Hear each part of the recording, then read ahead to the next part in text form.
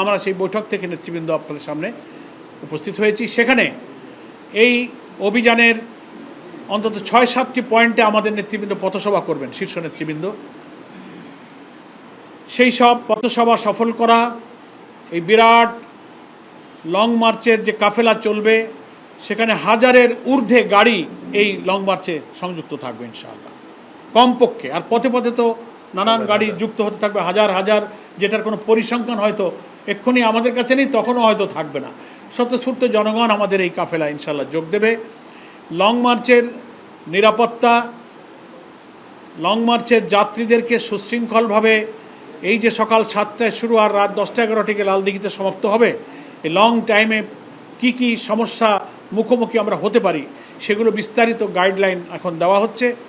সেইভাবেই সমস্ত শাখাগুলো leaflet, poster, sticker, banner, festoon, cultural program, সঙ্গীত, থিম সং এবং প্রত্যেক এই সড়কের চারিপাশ ঘিরে প্রতিটি গ্রামে গঞ্জে উপজেলায় এই লং মার্চ সফরের জন্য একটা ব্যাপক আলোড়ন, একটা সাড়া পড়ছে। আমরা ইতিমধ্যেই যা আজকে খবর পেলাম, তারা সে সমস্ত সভা সমাবেশ, মাইকিং, হাটে বাজারে সেই সব পথসভাতে তারা মিছিলে মিছিলে তারা লোকারণ্য হবে এবং সমবেত হবে এবং এই রোড মার্চের কাফেলাকে তারা স্বাগত জানাবে।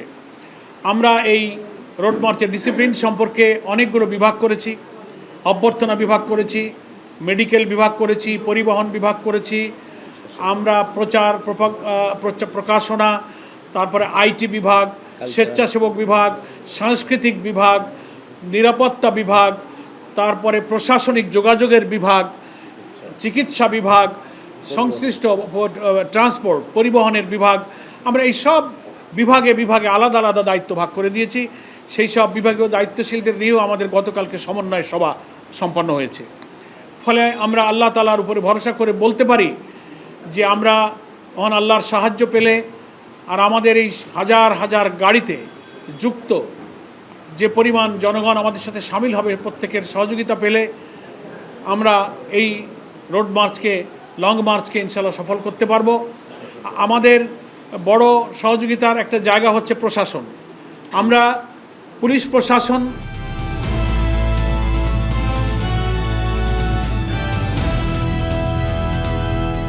দিনাজপুর টিভি, মানুষের জীবনের কথা বলে।